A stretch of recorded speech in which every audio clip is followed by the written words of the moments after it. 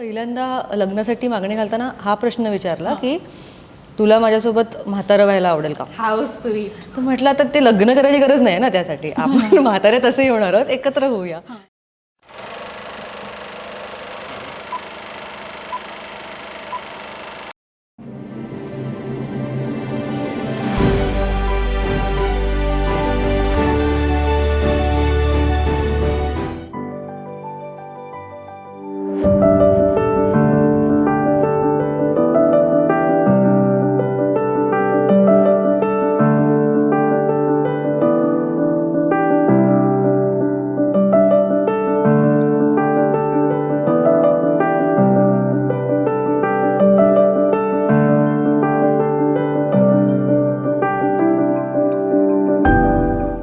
भला के खूबसूरत हो तुम, भला के खूबसूरत हो तुम, कि जब तुम आसपास भी होती हो तुम्हारी खुशबू सी छा जाती है.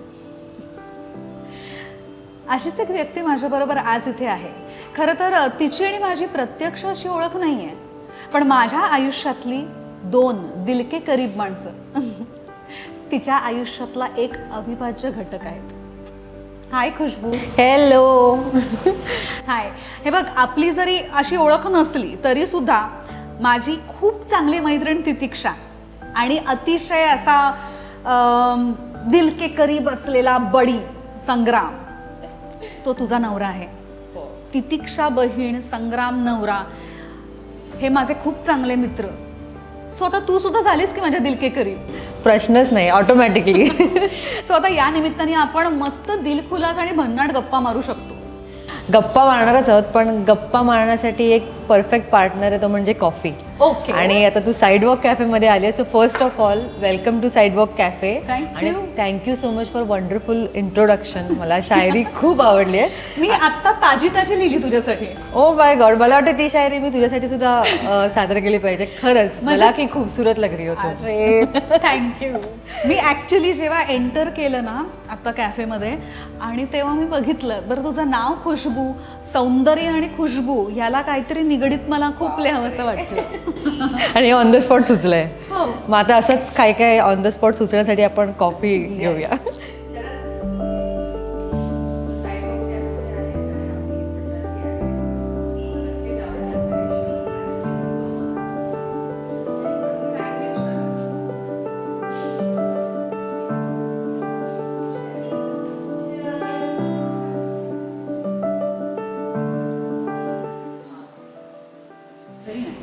थँक्यू. सुपर. साईडवॉक कॅफेची कॉफी खरंच उत्कृष्ट आहे.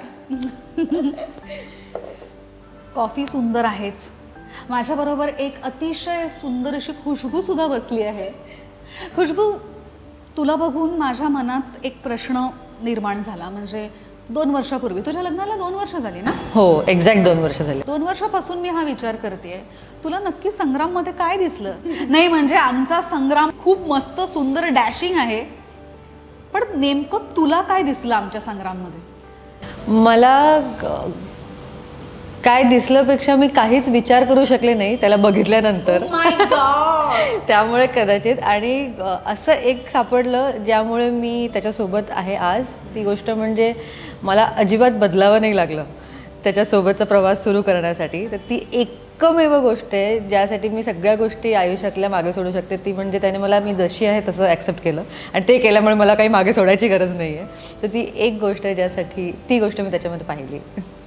हो, म्हणजे ॲक्च्युली तो एक मित्र म्हणून माझा खूप खास आणि जवळचा मित्र आहे तो. मग तुला उलट जास्त माहीत असेल, कारण खरं तर कोणाला माहीत आहे की नाही आय डोंट नो, मी त्याच्या आयुष्यात येण्या आधीपासूनची मैत्री आहे तुमची.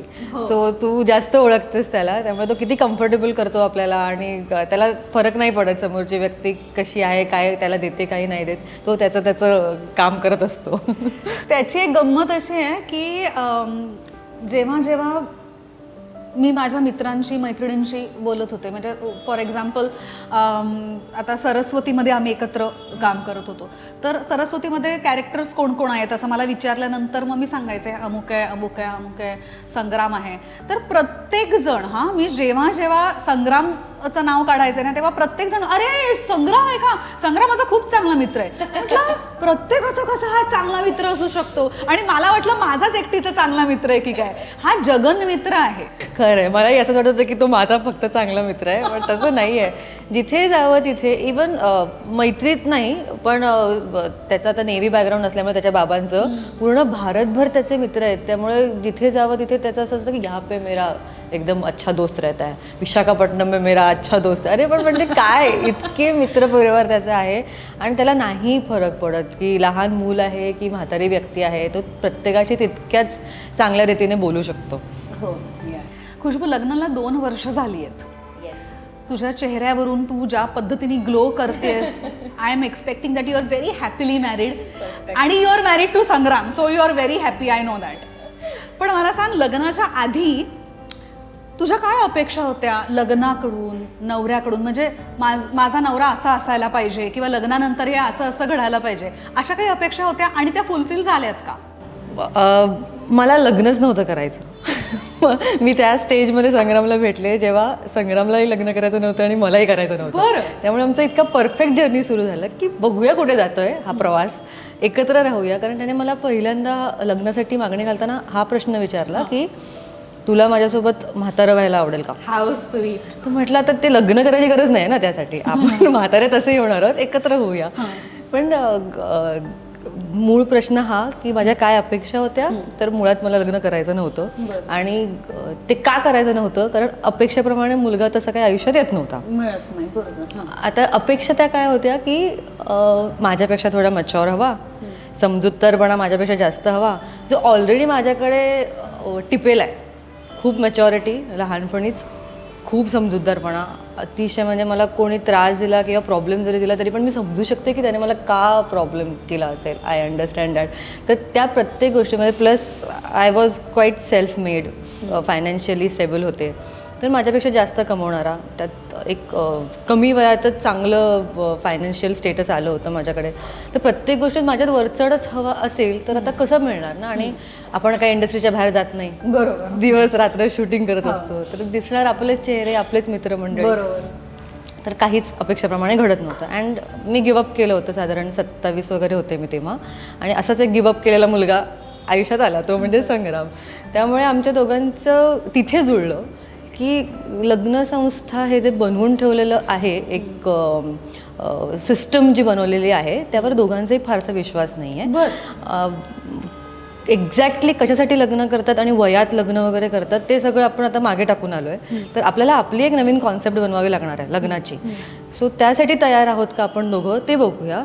एकत्र काही दिवस डेट करूया, जे आत्ता डेट म्हणतात, पण काही वेळ घालवूया एकत्र, आणि मग ठरवू कसं जातोय हा प्रवास. आणि त्या त्या क्षणी त्या त्या वेळी डिसिजन घेऊ. कोणाचे प्रेशर खाली डिसिजन नाही घ्यायचा. जो निर्णय असेल तो आपला असेल, चांगला वाईट जे काही आहे, आणि तो त्यावेळी काय वाटतंय त्याच्याबद्दल आपण विचार करू. फ्युचरमध्ये काय असेल, 10 वर्षांनी तुला घर घ्यायचं आहे का, हो मला मुलं हवी आहेत का, हा नाही, आत्ता काय वाटतंय, या क्षणी पळून जावंसं वाटतंय का, तर चल पळून जाऊया. पण नाही, त्यात सुद्धा काही इंटरेस्टिंग नाही, कारण सगळेच रेडी झालेले लग्नाला. त्यामुळे काहीच तो काही एक्साइटमेंटच नव्हती पूर्ण प्रवासामध्ये. पण मूळ तिथे आमचं जुळलं की आम्ही एक्सपेरिमेंट करायला तयार होतो लग्नसंस्थेवर. सो तिथे आमचे सूर जुळले खरं तर. म्हणजे आधी तुम्ही डेट करायला लागला, त्याच्यानंतर लिव्ह इन का डायरेक्ट लग्न? मैत्री सगळ्यात आधी.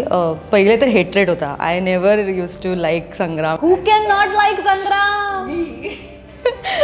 महाराष्ट्रातल्या सगळ्या मुलींना संग्राम खूप आवडतो. तोच प्रॉब्लेम होता. ते खूप भीतीदायक असं नाही का वाटत तुला? आम्ही जेव्हा डेट करायला लागलो तेव्हा तो मला असा लपून छपून टॉयलेटमधून वगैरे फोन करायचा, कारण बाहेर पब्लिक असायचं. तर म्हणजे असं व्हायचं की 5 मिनिटं बोलणारच, ते पण तसं खुसूर फुसूर करत. तर हे आमचं डेटिंग सुरू झालं. तेव्हा त्याची कुठली सिरियल एकदम टॉपला? देवयानी मालिका. येस, देवयानी मालिका त्याची संपत आली होती खरं तर. त्यावेळी म्हणूनच त्याला वेळ मिळाला माझ्यासाठी, नाही तर त्याला वेळ नसता मिळाला.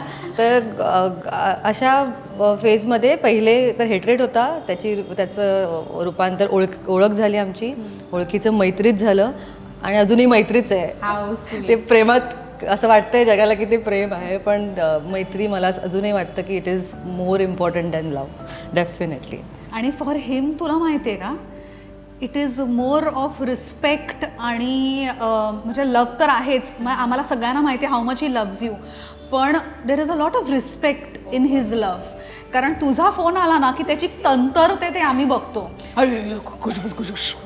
अरे पण काय काही हे तो थोडंसं. आणि तुला माहितीये का, म्हणजे तुझ्याबद्दलची इमेज अशी होती की आईला ही जाम स्ट्रिक्ट असणार यार, माझ्या मित्राला किती अशी धाकात ठेवते, असं मला कायम वाटायचं. हो गड, एकतर आम्ही प्रचंड अपोजिट आहोत. एकदम साऊथ नॉर्थ पोल.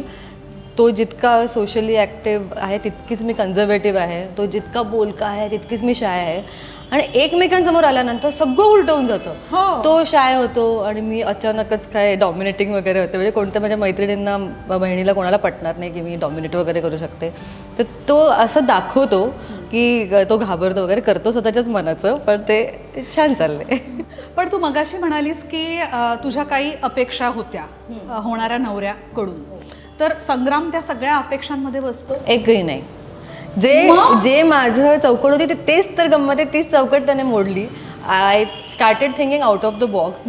जे मला नवरा इमेज हवी होती ती त्याने संपूर्ण खोडून काढली. तो म्हणाला की का हजबंड वाईफ व्हायचं आहे आणि का तशी जर्नी सुरू करायची आहे. प्रॉब्लेम तिथेच होतो जेव्हा बॉयफ्रेंडचा नवरा होतो आणि गर्लफ्रेंडची बायको होते आणि आपल्याला असं वाटतं की आपण एकमेकांना सुधारायला लग्न केलेलं आहे, जे तसं नसतं कधीच. हे आम्हाला खूप लवकर समजलं. हे आमचं नशीब आहे खरंच की एकमेकांना सुधारण्याऐवजी एकमेकांना बिघडवूया. How sweet. मला हा थॉटच खूप आवडला. एकमेकांना सुधरवण्यापेक्षा एकमेकांना बिघडवूया.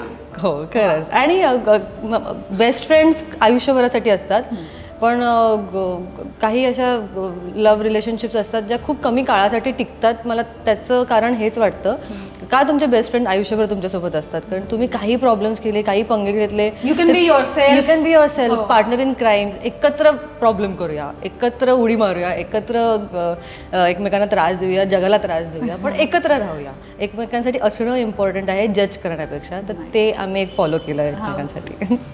खुशबू, मगाशी तू म्हणाली होतीस की मला लग्नच करायचं नव्हतं, पण तू आता लग्न केलंयस आणि you are very happily married right now. तर आता लग्न संस्थेबद्दल तुझं काय मत आहे?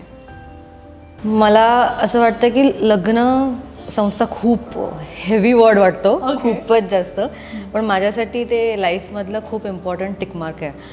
मला असं वाटतं की लग्न होणं म्हणजे तुम्हाला एक लायसन्स मिळतं तुमचं सेकंड जर्नी सुरू करायचं आणि पूर्ण सर्कल बदलतं तुमचं. तुम्हाला एक अनदर चान्स मिळतो. जर तुम्ही काही गोष्टी करू शकला नाही आहात तर तुम्हाला एक पार्टनर मिळाला आहे आता त्या गोष्टी कंप्लीट करायला. असं माझा थॉट. एक्झाम्पल काय? फॉर अन एक्झाम्पल माझा बिझनेस. मला कायमच साथ हवी होती जी मला पेरेंट्सकडून कायम मिळत होती. पण जेव्हा तुम्ही एखादं स्वप्न पूर्ण करण्यासाठी एक पाऊल उचलता त्यावेळी तुम्हाला नॉट ओन्ली फक्त इंटेलेक्च्युअल पार्टनर बट इमोशनल पार्टनरची खूप जास्त गरज असते. असं खूप म्हणतात की मुलगा मुलगी खूप चांगले मित्र होऊ शकत नाही, मैत्रीण होऊ शकत नाही. का? कारण त्या दोघांमध्ये अशा दोन वेगळ्या वेगळ्या विरुद्ध गोष्टी असतात ज्या एकमेकांना इतक्या पूरक असतात आणि त्या दोघांना इतकं अट्रॅक्ट करत असतात त्या दोन गोष्टी की तुमचा तो जर्नी आपोआपच मैत्रीतून प्रेमाकडे घडत जातो. त्या इमोशनल सपोर्टची तो इमोशनल सपोर्ट अजून कोणीच जगात भरून नाही काढू शकत. तुम्ही किती खोटं बोला की माझी मैत्रीण आहे, माझे आईबाबा माझ्याकडे आहेत, तुम्हाला जेव्हा खूप डिप्रेस्ड आणि खूप एकटं वाटत असतं तेव्हा तो जो एक सपोर्ट एक मुलगा जवळचा देऊ शकतो ना, तो मला असं वाटतं जर कोण म्हणाला की नाही नाही आय कॅन हँडल इट, तरी मला ते खोटंच वाटतं. आता मी इतकं मोठं पाऊल उचलू शकले माझं स्वप्न पूर्ण करण्याचं, बिझनेस रिलेटेड साईडवॉक कॅफेचं. ते मला शक्यच झालं नसतं जर हा लग्न मला टिकमार्क माझ्या लाईफमध्ये नसता. किती म्हटलं तरी एका मुलीच्या बॅक ऑफ द माइंड कायम राहतं की ओ माझं आता वय एवढं आहे, लग्न करायचं लग्न का. इट इज नॉट अबाउट लग्न बट अ पार्टनरशिप. प्रेशर नव्हतं ना घरातून? कधीच नाहीत. आईबाबांना कधीच करायचं नव्हतं. बट आय ऑलवेज न्यू की मला एक कॉन्स्टंट पार्टनर हवा आहे ज्याच्याबरोबर आय कॅन काउंट ऑन हिम. मग ते सिनेमा बघायला जाणं असू दे किंवा एकत्र बाहेर एखादी जागा एक्सप्लोअर करण्याबद्दल असू दे किंवा नवीन ॲडव्हेंचर एक्सप्लोअर करण्याबद्दल असू दे, मला एक कायम एक स्ट्रॉंग पार्टनर हवा होता. दॅट आय डोंट नो तो कसा असणार आहे, काय वयाचा असणार आहे, माझ्यापेक्षा लहान असणार आहे, मोठा असणार आहे, म्हातारा असणार आहे, I don't know anything. But I always new की जर जितकाच इंटेलेक्ट कोशंट इम्पॉर्टंट आहे तितकाच emotional quotient is also important, जे भरून काढण्यासाठी. कारण खूपदा असं होतं की आपण प्रत्येक गोष्टीला आईबाबांना फोन नाही करू शकत, प्रत्येक गोष्ट बहिणीला सांगू शकत नाही कारण ती कदाचित तेवढं प्रेशर हँडल करेल नाही करेल माहीत नाही. अशा तिचे स्वतःचे काही प्रॉब्लेम्स असतील, आपण काउंट नाही करू शकत खूपदा. तर अशी एखादी व्यक्ती जिच्यावर तुम्ही कायम काउंट करू शकता, जिला कायम गृहीत धरू शकता, that is the word actually. To take somebody for granted की मी काही केलं तरी पण ती असणार आहे, मी किती, जसं या कम्प्लीट प्रोसेसमध्ये साईडवॉकच्या खूप अप्स अँड डाऊन्स आहेत, खूप स्ट्रेस लेवल्स आहेत, खूप प्रॉब्लेम्स आहेत. सो त्या सगळ्यामध्ये समजा मी एकटी असते ना तर कदाचित ह्याला थोडं अजून स्लो झाली असती प्रोसेस. ती संग्रामच्या असल्यामुळे जरा फास्ट झाली, आधार मिळतो, दॅट इज द वर्ड. तो सपोर्ट सिस्टम ती मला संग्रामकडून मिळाली. त्यामुळे मला असं वाटतं लग्नसंस्था जे मोर दॅन लग्न it's a partnership, it's a permanent roommate that you get. ही मला आता सध्या लग्नसंस्थेवरून मी शिकलेली गोष्ट आहे. माझी बहीण आहे माझ्यासोबत, ती माझ्या मुलीसारखी आहे साधारण. तर मी इमॅजिन करू शकते की जेव्हा आपल्या जवळच्या व्यक्तीला एखादी व्यक्ती आवडत असते, ती प्रेमात असते, त्यावेळी जर 5 चांगल्या गोष्टी तिला दिसत असतील तर 6वी एकच असते पण ती फक्त तुम्हाला दिसत असते. आई बाबा ही अशी व्यक्ती आहे ज्याने तुम्हाला जन्मापासून ओळखलं आहे. तुम्ही कितीही नाही म्हणाल तरी त्यांना माहीत असतं तुम्ही कधी सॅड आहात, कधी हॅपी आहात, आवाजावरून त्यांना कळतं. त्यामुळे त्यांचे ते एक इन्स्टिंक्टसुद्धा माझ्यासाठी खूप मॅटर करते. आताही जर मला कोणती गोष्ट विचारायची असेल तर त्यांनी दूरपर्यंत त्यांचा संबंध नसतो एखाद्या गोष्टीशी, तरी ते मला ते डिसिजन खूप चांगलं सांगू शकतात असं मला वाटतं. त्यामुळे मुलाच्या बाबतीत किंवा लग्नाच्या बाबतीत किंवा आपल्या प्रेमाच्या बाबतीत जर आपण आईबाबांना विचारलं ना, त्यांना ती व्यक्ती माहीत जरी नसेल तरी तुमच्या आवाजावरून त्यांना समजू शकतं की खरंच त्या स्थळात किंवा त्या व्यक्तीमध्ये तथ्य आहे का. दिस इज नॉट ओनली अबाउट लग्न, पण कोणताही डिसिजन लाईफमधला त्याच्यासाठी तुमच्या आईबाबांची संमतीपेक्षा त्यांचं ॲडवाईस खूप मॅटर करतं. तुम्ही त्यांना समजावा, कन्व्हिन्स करा, त्यांना पटवून द्या की बरोबर बोलतेस तू, त्याच्यात जरा हा प्रॉब्लेम आहे पण आपण करूया ना एकत्र हँडल, पण मला तो तसाच हवा आहे. सो हे ॲक्सेप्ट करून तुम्ही पुढे जा, पण त्यांच्या संमतीशिवाय मी विचारच नाही करू शकत. That is most important thing. So आमच्या लग्नात सुद्धा आम्ही डेट करायच्या आधी आम्ही दोघांनी आमच्या घरी सांगितलं होतं. सो ज्या दिवशी संग्रामचा कॉल आला मला की आपण याबद्दल विचार करूया, तेव्हा पहिले मी बाबांना सांगितलं आणि त्याचे बाबा तर नेव्ही बॅकग्राऊंडमध्ये, ते रात्री 10 वाजता झोपतात. त्यांनी 11 वाजता फोन करून बाबांना उठवलं. बाबांना वाटलं काय इमर्जन्सी आहे, काय झालं, तर ते बोला की असं आहे. तर ते बोलले की ठीक आहे आपण बघू. त्यांच्याकडून ग्रीन पण नाही म्हणा, येलो सिग्नल आल्यानंतर वी स्टार्टेड डेटिंग. कारण तो खूपच जास्त त्याच पहिल्याच संध्याकाळी जेव्हा मी म्हटलं की असं एक मी काय इम्पॉर्टन्स दिलं नाही फार. मी सांगितलं की बाबा असं आहे संग्राम म्हणून, माहिती आहे ना मी आत्ताच एक सिरियल केली त्याच्यासोबत, तर त्याचं असं म्हणणं आहे तर आम्ही भेटू का. तर ते तर फॅन होते. तर मी म्हटलं प्लीज तुम्ही खूप सिरियसली विचार करा, हे पुढे जाऊ शकतं मॅटर. मी विचार करते मॅटर तर ते मॅटर खरंच पुढे जाऊ शकतं, तर त्याचा सिरियसली विचार करा. ते बोले हां तू भेटून तर घे. तर तो एक होकारसुद्धा खूप महत्त्वाचा आहे. कारण त्याआधी आपल्या सगळ्यांना माहिती आहे आपण लाईफमध्ये खूप काही गोष्टी केलेल्या असतात. खूप खोटं बोलून भेटलेलो असतो कोणाकोणाला, खोटं बोलून चुकीच्या ठिकाणी गेलेलो असतो. ते सगळं करून झालं होतं माझं. So I was done. आता असं होतं की सगळ्यांच्या छान ग्रीन सिग्नलने आपण पुढे जाऊया. एक्साइटमेंट सगळी करून झालेली, आता ही एक वेगळी जर्नी अनुभवूया. सो आईबाबांची संमती खरंच खूप इम्पॉर्टंट आहे माझ्यासाठी. एक्साइटमेंट काय बरं, आपल्या इंडस्ट्रीमध्ये एक्साइटमेंट अशी किंवा लिंकअप्स, ब्रेकअप्स वगैरे हे सगळं होत असतात. सो तुझ्या आयुष्यातलं असं काही सांगू शकशील का तू? Linkups and breakups, oh God, म्हणजे मी मेंटली कधीच सिंगल नव्हते. Always like somebody. Yes mentally, that is more important ना तुम्हाला सो मला तर असं वाटतं की प्रत्येकाने प्रेमात असावं यार. The time from when you start understanding what is love, it is very difficult to stop loving. कारण ती इतकी ब्युटिफुल फिलिंग आहे आणि त्याला उगाच एक नेगेटिव्ह वलय देऊन ठेवलं आहे. तुम्हाला कोणीच थांबवू शकत नाही प्रेम करण्यापासून. मे बी ॲक्शन्स घेण्यापासून थांबवू शकतं, पण nobody can stop you from loving anybody. मग का थांबा? जर ज्या गोष्टीवरती तुम्हाला लिमिटेशन्सच नाही आहेत तर का थांबा? आणि मुळात जेव्हा तुम्ही प्रेमात असता तुम्ही खूप खुश असता. आणि मी ज्या प्रकारचं प्रेम केलं त्यावरून मला असं वाटतं की तुम्हाला परत काही मिळायची अपेक्षा जर तुम्ही नाही ठेवली ना तर यू आर द हॅपीएस्ट. तुम्ही काय करू शकता फार पर त्या प्रेमात? प्रेम करू शकता. समोरचे जे ॲक्शन्स तुमच्या हातात नाही आहेत एनी विच वेज. सो तसं म्हणून I was never single mentally because I always like someone. आणि आपली इंडस्ट्री इतकी छान आहे. It is all about beauty. It's all about beauty. Why to stop yourself? मला एकतर आपण उत्तम ॲक्टर्स असतो त्यामुळे तुम्हाला कोणाला दाखवायची गरज नाही की तुम्ही त्या व्यक्तीच्या प्रेमात आहात. So you can just always enjoy your self ना. You love your self so much की तुम्हाला स्वतःची क्लॅरिटी असेल ना की तुम्हाला आयुष्यात काय हवं आहे, कोणाला त्रास नाही द्यायचा आहे, स्वतःपुरतं काही गोष्टी मर्यादित ठेवायच्या असतील तर तुम्ही त्या खूप छान प्लॅन करू शकता आणि इझिली त्यातून बाहेर पडू शकता. And I will like to tell I understand कारण मी अशीच आहे आणि I like to tell people की just be like this. Free love is so beautiful. आणि जर तुम्हाला संग्रामसारखा पार्टनर मिळणार असेल तर he can understand what your saying. You know ह्या गोष्टींना खूप चुकीच्या पद्धतीने घेऊ शकतात लोक. What I am saying right ना, वॉट आय एम टॉकिंग. पण जे मला माझ्या वेवलेंथला कनेक्ट करू शकतील त्यांना कळेल की मी काय म्हणते. What is free love? It's not from here. तुम्ही नाही विचार करत त्यावेळी, तुम्ही मॅन्युप्युलेट नाही करत, तुम्ही कॅल्क्युलेट नाही करत. You just love from bottom of your heart. मग that can be with your friend, with your family, with boy friends. You know like boys and friends that is very different. तर त्या गोष्टींना support करणं आणि ते understand करणं खूप जास्त गरजेचं आहे. संग्राम माझ्यासमोर बोलू शकतो की ती मुलगी किती सुंदर आहे यार आणि मी अग्री करते. संग्राम बोलूच शकतो. आणि त्याचबरोबर मी पण बोलू शकतो की हे काय संग्राम, लुक ॲट हिम. हां यार बघ मस्त आहे ना. हे कॉन्व्हर्सेशन खूप गरजेचं आहे. आणि हे तुम्ही आत्ता थांबवलं ना तर तुम्ही ते मे बी संग्रामसमोर मी नाही बोलणार पण माझ्या मनात राहणार ते.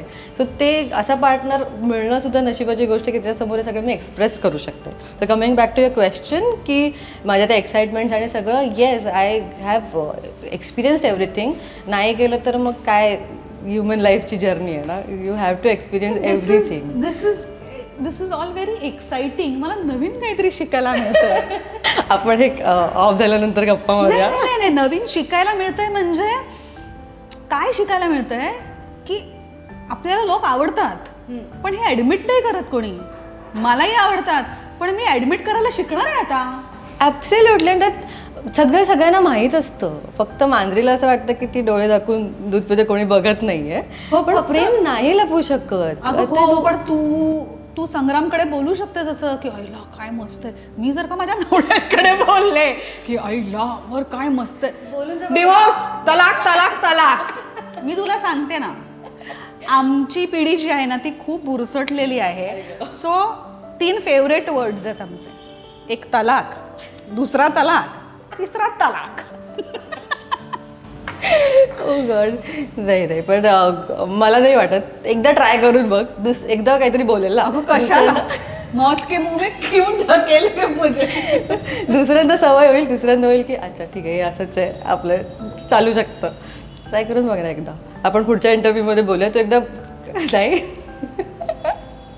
नाही त्याला जर का कळलं ना की असं काहीतरी मी शिकून येते तर हे सुद्धा माझं काम बंद करेल. But it's really beautiful. प्रत्येकाचा आपापल्या कॉन्सेप्ट असू शकतात प्रेमाच्या. आणि काही जणांना आपल्या व्यक्तीला खूप जवळ धरून ठेवणं, सिक्युअर ठेवणं हे प्रेम वाटू शकतं. काही जणांना मोकळं सोडणं प्रेम वाटू शकतं. यू कांट जज एनीवन. प्रत्येकाचा पास्ट आणि जर्नी असतो. तो प्रत्येकाने आपापला अनुभवलेला असतो. त्यावरून शिकत आलेलं असतात. आपल्या आईबाबांना पाहिलेलं असतं, आपल्या जवळच्या मित्रमैत्रिणींना पाहिलं असतं. त्या अनुभवावरून आपण काय काय घेऊन पुढे जात असतो. So I am blessed to have open minded people around me. आणि त्यामुळे इट्स वंडरफुल. आता माहीत नाही आता अशी आहे पुढे काय माझे थॉट्स असणार आहेत. नाही it is really beautiful to have a thought process like yours. म्हणजे किती सॉर्टेड आहेस तू. म्हणजे आम्हाला प्रत्येक गोष्ट करताना इतका विचार करायला लागतो. म्हणजे रादर आमच्या पिढीला. पण तुमची पिढी आय थिंक खूप पुढारलेली आहे आणि कुठलंही बॅगेज घेऊन जात नाही आपल्याबरोबर, आणि ज्याचा त्याचा स्ट्रेस तुम्ही प्रत्येकाला वाटून देता. आम्हाला एक सवय आहे सगळ्याचं दे, तुझं जास्ती आहे देते मला, सगळ्यांचं बॅगेज आम्ही घेऊन आपल्या उरावरती चाललेलो असतो. I feel I really admit this की ही पिढी आहे, ही जनरेशन मला खूप भारी वाटते. म्हणजे आत्ता सुद्धा जी नेक्स्ट जनरेशन पण येते ना, किती क्लॅरिटी असावी एखाद्याकडे मला कळत नाही. त्यांच्याकडे जरा जास्ती आहे, तुम्ही ते बॅलन्स आउट करता असं मला वाटतं. खरं खरं खरं. नाही, आय अग्री टू दिस तुमची पिढी खरंच खूप सुंदर आहे.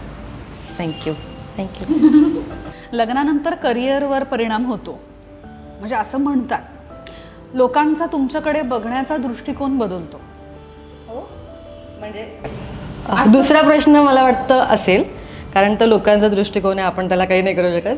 पण पहिला प्रश्न मला असं वाटतं की आपल्यावर खूप जास्त डिपेंड करतो. लग्नानंतर करिअर बदलतं का किंवा डिसिजन्स बदलतात का, तर it's again up to you.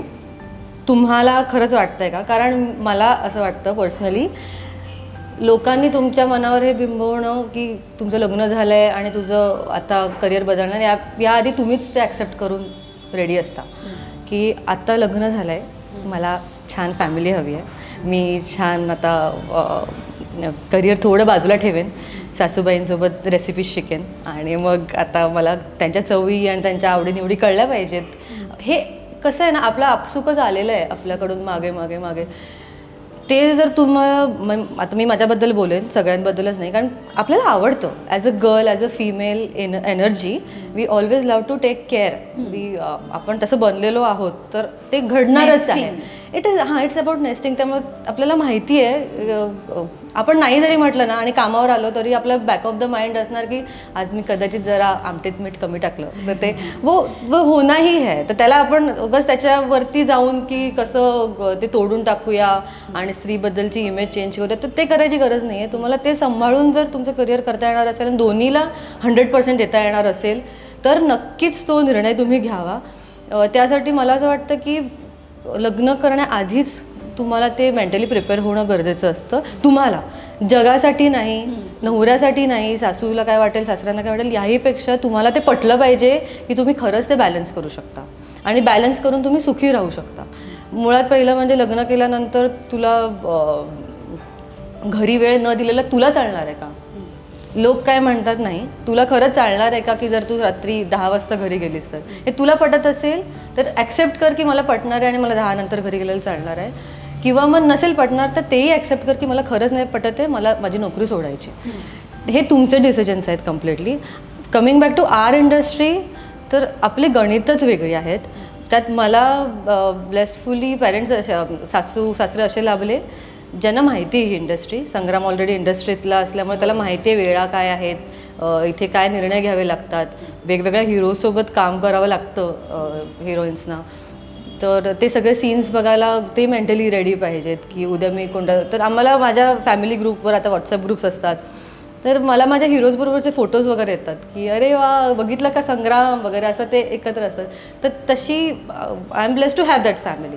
But the main question is की करिअर बदलतं का लग्नानंतर? हो बदलतं, but you should be happy to accept it.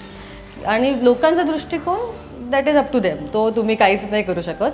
Offers कोणत्या, तर हा ॲक्च्युली मे बी प्रश्न असू शकतो की तुम्हाला तशा ऑफर्स यायला लागतात का? तर डेफिनेटली ते विचार करत असणार. उद्या माझ्या इथे कॅफेमध्ये जर मला एखाद्या मॅरिड मुलीला अपॉइंट करायचं असेल तर I have to think about her shift timings. बरोबर.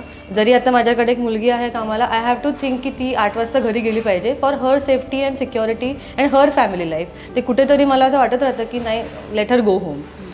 तर तो आपसुकच होतो, कारण एकतर आपण इंडियन्स आहोत, we believe in that culture, we believe in nurturing and caring women. So त्याला असं कशाला नेगेटिव्ह रूप द्या की करिअर बदलतं लग्नानंतर किंवा काही.